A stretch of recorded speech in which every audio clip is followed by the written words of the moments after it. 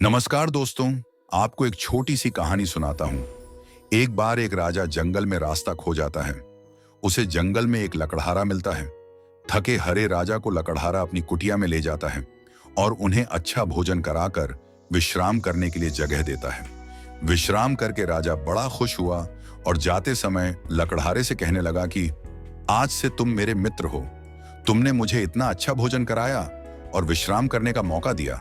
अगर कभी तुम्हारे ऊपर कोई संकट पड़े तो मेरे पास जरूर आना। लकड़हारा लकड़ी काट कर बेचता था। धीरे धीरे जंगल खत्म होने लग। एक दिन लकड़हारे को याद आई कि राजा ने कहा था कि जरूरत पड़े तो मेरे पास आना।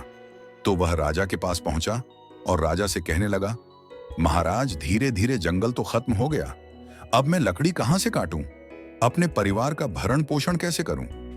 राजा लकड़हारे को देखकर बड़ा खुश हुआ। राजा ने अपने मंत्री को बुलवाया और कहा कि जो सबसे अच्छा जंगल हो वो इस लकड़हारे को दे दो। वजीर ने कहा कि महाराज, सबसे अच्छा जंगल तो चंदन का है। तो राजा ने चंदन के जंगल के कागज तैयार करवाकर लकड़हारे के नाम कर दिया। कुछ समय बाद राजा अपने मित्र लकड़हारे से मिलने आते हैं। राजा जी वहां पहुंचते हैं तो देखते हैं कि लकड़हारा अभी भी गरीब की तरह झोपड़ी में रहता है। राजा उससे पूछता है कि मैंने तो तुम्हें इतना कीमती चंदन का जंगल दिया था, तुम अभी भी निर्धन के निर्धन ही हो। तो लकड़हारा कहता है कि महाराज, मैं क्या करूं? लकड़ी काटता हूं, लकड़ी काटकर उसका कोयला बनाता हूं, कोयला बनाकर बेचता हूं। कोयले के जो दाम मिलते हैं उसी से अपना भरण पोषण करता हूं। राजा समझ गया कि लकड़हारे को चंदन की असली कीमत का ज्ञान नहीं है। यह चंदन को सामान लकड़ी समझ के उसको जलाकर कोयला बनाकर बेच रहा है। राजा ने एक चंदन की लकड़ी मंगवाई।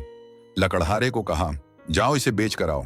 लकड़हारा कहता है, महाराज, कोयला तो बिकता नहीं, लकड़ी कौन खरीदेगा? राजा ने कहा, तुम जाओ तो सही, बाजार में इसे बेच कर आओ। जैसे ही लकड़हारा लकड़ी लेकर बाजार पहुंचा, उसकी सुगंध से सब लोग इकट्ठा हो गए। उसकी सुगंध पाकर लोग बड़े बड़े दाम लगाने लगे। लकड़हारा चकित रह गया कि आखिर इस लकड़ी में से क्या खूबी है जो इसकी इतनी कीमत मिल रही है। जो लकड़ी खरीद रहा था उसने कहा कि यह चंदन की लकड़ी है, यह कोई साधारण लकड़ी नहीं है। देखो इसमें से कितनी अच्छी सुगंध आ रही है। तो लकड़हारा बहुत पछताने लगा और कहने लगा कि मैंने इतनी कीमती लकड़ी का कोयला बनाया और मुझे कुछ नहीं मिला। इसीलिए महापुरुष समझाते हैं कि भगवान ने भी हमें प्राण रूपी चंदन का एक जंगल दिया है, पर हम क्या कर रहे हैं?